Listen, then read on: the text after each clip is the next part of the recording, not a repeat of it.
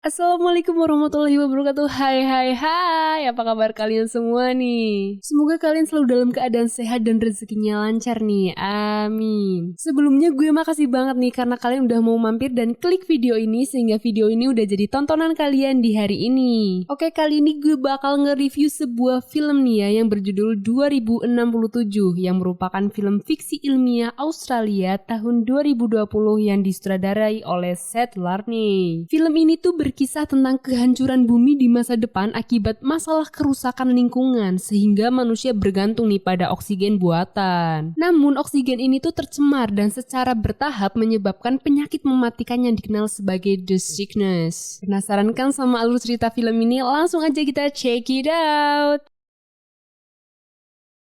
Film ini diawali dengan suara berita yang menerangkan keadaan bumi yang semakin parah dan hanya menyisakan satu negara yang masih bertahan, yaitu Australia. Scene pun kemudian berganti nih dengan dua orang manusia yaitu Ethan dan Jude yang sedang melakukan pekerjaan di dalam sebuah lorong. Mereka tengah berupaya nih menstabilkan pembangkit listrik yang memakai tenaga nuklir. Saat peringatan sudah hampir selesai, mereka pun berhasil nih melakukan tugasnya dan setelah itu semua pekerja pun berbaris dan dicek satu persatu matanya. Seketika itu ada salah satu pekerja yang muntah darah. Pekerja di sampingnya pun langsung mengatakan bahwa dia tidak bisa bekerja besok dan mendengar hal itu, Ethan pun bersedia nih menggantikannya. Saat dalam perjalanan pulang ada seseorang nih yang mencoba untuk membakar dirinya sendiri karena dia ingin membuktikan tak akan ada api kalau tak ada oksigen. Sepertinya dia udah frustasi sih sama keadaan bumi. Scene pun berganti dengan Ethan yang sudah berada di rumah. Saat itu siaran berita pun tengah berlangsung nih dan menyebutkan nama Richard White yang merupakan ayah Ethan. Ethan pun langsung mematikan televisinya nih dan tak berapa lama si istrinya datang nih yang bernama Sante. Tulisannya sih pakai X tapi ya udahlah bacanya Sante aja gitu ya. Ethan pun mencoba memberikan Sante hadiah nih berupa helm oksigen dan menjelaskan kalau dia dapat jam kerja tambahan. Sante pun kemudian melukis helmnya nih dan setelah itu mengajak gurau si Ethan sampai akhirnya dia muntah darah. Sante pun langsung meminta maaf dan mencuci helmnya nih. Sante sendiri sedang mengalami sakit parah. Adegan berganti dengan Ethan yang sedang bekerja sampai akhirnya ada dua orang yang diperintahkan untuk membawa Ethan ke Chronic Corp. Jude pun ikut menemani si Ethan nih dan di sana Ethan bertemu dengan Regina Jackson yang merupakan CTO Chronic Corp. Chronic Corp sendiri ini merupakan perusahaan yang menyediakan oksigen buatan ya guys. Lanjut, Regina mengatakan nih bahwa penyakit pada akhirnya akan memusnahkan umat manusia. Regina pun membawa mereka berdua ke lab bernama Hail Mary. Regina kemudian menunjukkan mesin waktu nih bernama Chronicle yang merupakan ciptaan ayah Ethan sendiri. Regina dan Billy, salah satu ilmuwan yang bekerja di sana, mengatakan nih kalau ada pesan dari 407 tahun yang akan datang yang mereka terima selama menjalankan uji coba Chronicle. Saat mereka membuka pesan itu ternyata berisi untuk mengirimkan Ethan kepada mereka. Merekanya tuh maksudnya orang dari 407 tahun yang akan datang ya, dengan harapan bahwa akan ada obat untuk penyakit dan mencegah kepunahan manusia. Tapi di sini Ethan merasa itu hal yang berbahaya nih, apalagi Regina juga mengatakan mereka belum tahu caranya membawa Ethan kembali. Scene pun kemudian berganti nih dengan adegan di sebuah bar Ethan yang sedang duduk bersama Jude. Di sini Jude mencoba untuk meyakinkan Ethan agar dia itu mau dikirimkan ke masa depan. Namun Ethan tidak ingin seperti ayahnya nih yang juga meninggalkan dia dan ibunya saat dia masih kecil. Setelah itu adegan berganti nih dengan menunjukkan kilas balik Ethan saat ulang tahun ke-8.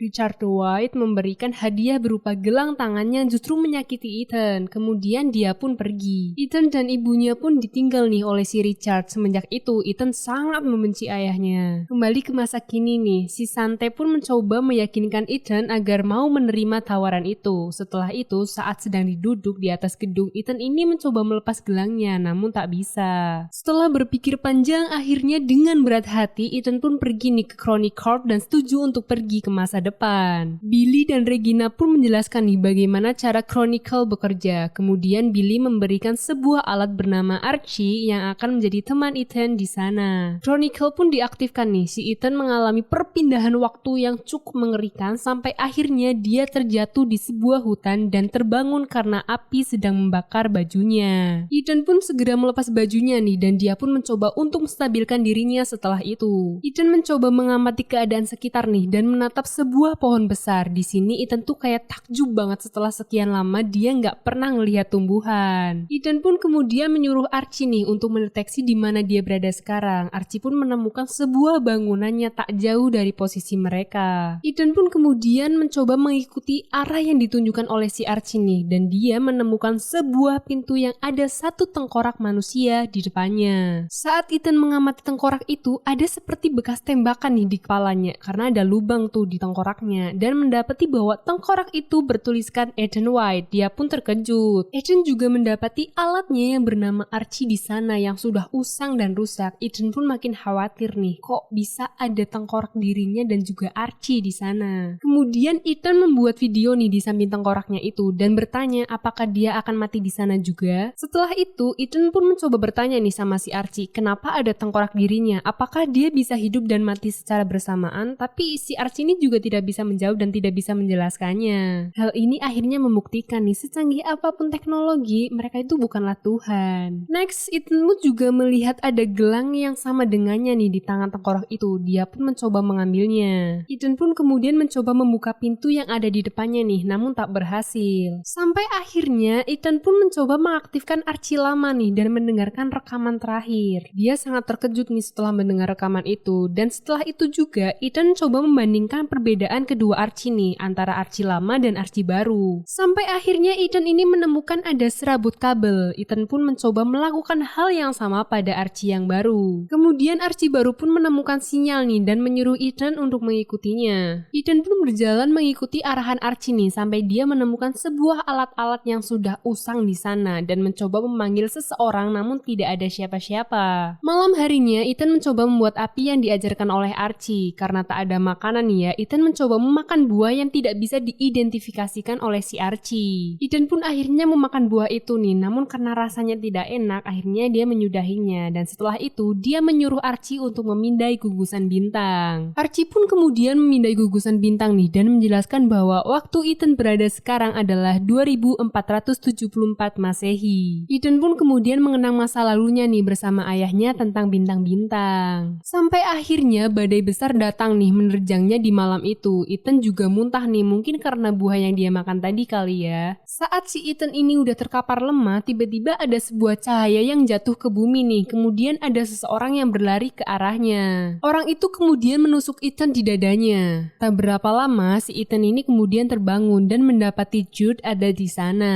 Jude pun kemudian menjelaskan nih kalau tadi Ethan itu keracunan karena memakan buah galberry, dan ternyata tadi itu disuntik ya, bukan ditusuk. Paginya di sebuah sungai, Jude pun menjelaskan nih kenapa dia bisa menyusul Ethan ke sana. Setelah itu Ethan pun mencoba membawa si Jude untuk menemui tengkoraknya nih. Jude pun terkejut dan menyangkal kalau itu bukanlah Ethan. Mereka berdua kemudian mengikuti arahan Archie nih dan menemukan sebuah pintu lain yang masih berfungsi menuju ke Lab Chronicle. Jadi pada tahun 2474 ini ya guys, ada Lab Chronicle juga di sana sebagai tempat saling menyambung gitu loh sama tahun 2067. Seketika itu ada sinar laser nih yang memindai mata Ethan dan membukakan pintu untuknya. Mereka berdua pun masuk nih dan menemukan sebuah ruangan yang komputernya menyala dengan tulisan "Selamat datang Ethan" dan menyuruhnya menekan enter. Setelah menekan enter nih ya, si Ethan ini kesakitan karena gelangnya itu membuat dia berdarah. Dan setelah itu, gelang yang tadinya warnanya merah jadi warna hijau nih. Dan perlu kalian ingat juga, saat Ethan kesakitan tadi, si Jude ini mengeluarkan sebuah pistol loh ya.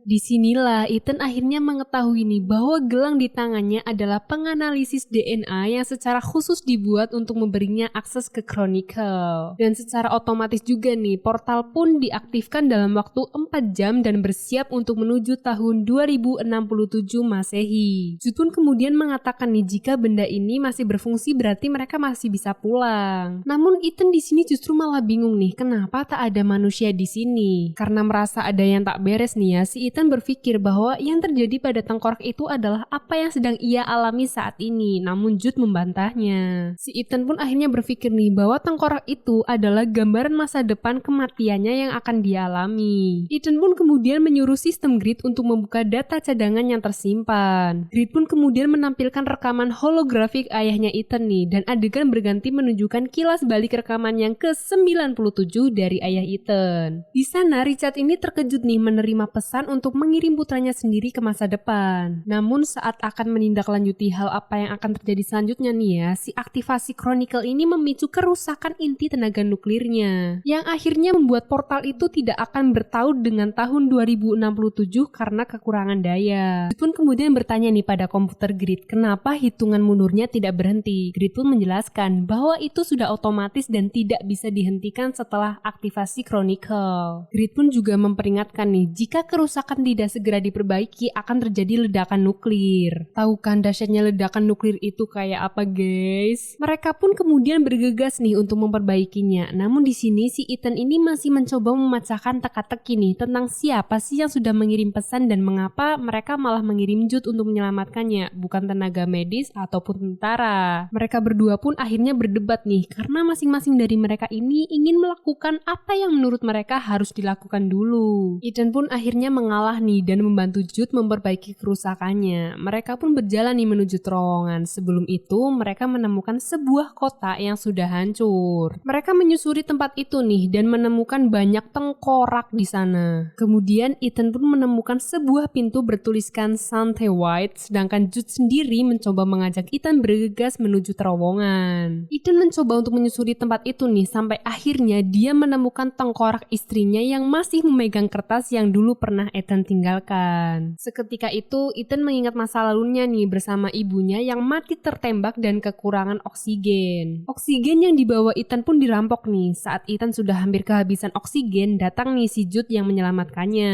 Ethan pun kembali sadar nih dari lamunannya dan si Jude ini mencoba menenangkan si Ethan. Singkat cerita, saat Jude mencoba berkata yang menghibur nih ya, seketika Ethan mengingat rekaman archi lama dan mengenali suara Jude ada di sana sebelum dia mati di masa depan. Ethan pun kemudian memperdengarkan rekamannya nih pada si Jude. Jude pun terkejut nih setelah mendengar rekaman itu. Kemudian si Ethan ini bertanya, kenapa si Jude ini membawa pistol? Jude menjawab hal itu untuk perlindungan diri. Jude pun terus mengatakan bukan dia yang ada di rekaman itu dan kemudian meminta Ethan bergegas menuju terowongan sambil menodongkan pistolnya karena waktu tinggal 2 jam lagi. Saat mereka mencoba memperbaiki, pintu pengendali pun mulai tertutup nih. Jude mencoba mencegahnya agar Ethan bisa keluar, namun Ethan memilih untuk tetap di dalam ruangan itu dengan oksigen yang mulai menipis. Ethan pun mencoba menarik tuasnya nih, kemudian terjatuh. Setelah itu pengendali daya pun kembali pulih. Jude langsung memecahkan kaca pintu dan menolong Ethan. Untungnya si Ethan ini masih sempat tertolong nih, dan setelah itu mereka pun kembali ke lab Chronicle tadi. Di sana Ethan menemukan sebuah pintu dan membukanya. Dan ternyata pintu itu adalah tempat di mana dia menemukan tengkorak dirinya.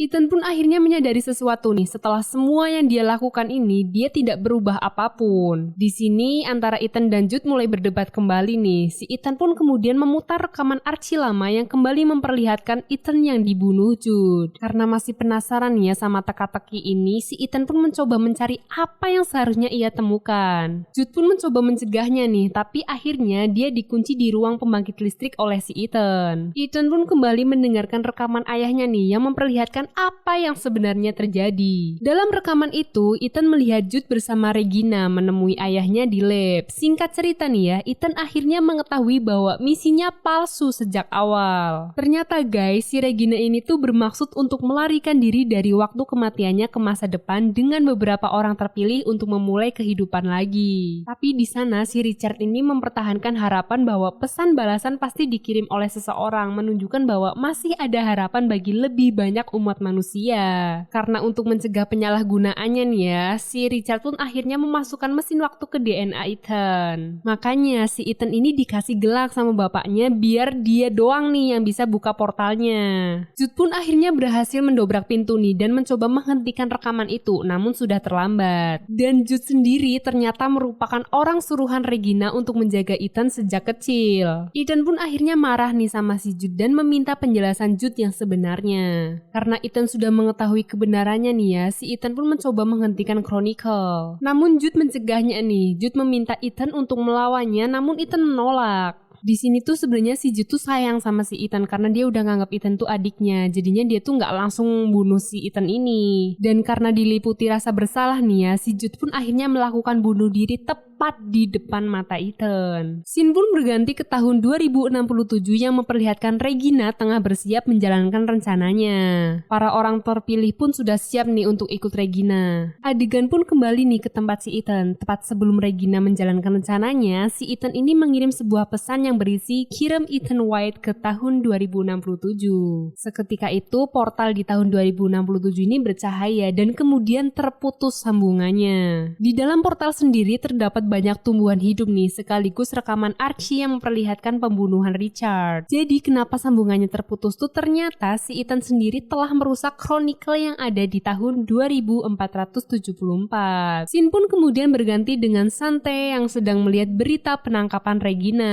Kemudian ada orang datang nih ke rumahnya dengan membawa hadiah dari Ethan. Sante pun menangis nih dan Ethan pun menguburkan jasad Jude di masa depan. Kemudian si Ethan ini berlari ke tempat lab dan tidak menemukan tengkoraknya sendiri. Ethan pun kembali berlari nih menuju tempat di mana tadi dia melihat kota yang hancur. Sesampainya di sana, Ethan ini sangat terkejut karena kotanya sudah menjadi sangat maju. Dan film pun berakhir. Oke, dari film ini gue cuma mau nyampain pesan nih. Jaga bumi kita baik-baik nih karena ini tuh tempat tinggalnya kita ya. Jadi kalau udah tahu tinggal berarti harus ngerawat. Oke guys, itu dia review video gue kali ini dan gue nggak bosen-bosennya nih ngingetin kalian supaya jaga kesehatan kalian selalu. Tentunya jangan lupa juga dong, jangan lupa apa? Jangan lupa kalau kalian suka jangan lupa like. Kalau kalian ngerasa bermanfaat jangan lupa share. Dan kalau kalian ingin berteman, tekan subscribe dan tekan tombol loncengnya. Biar kalau gue ada video baru kalian bakal tahu. Gue juga tunggu nih komenan kalian di bawah tentang kritik dan saran buat video gue selanjutnya. Oke, stay positif dan bahagia selalu. Bye bye, see you next time.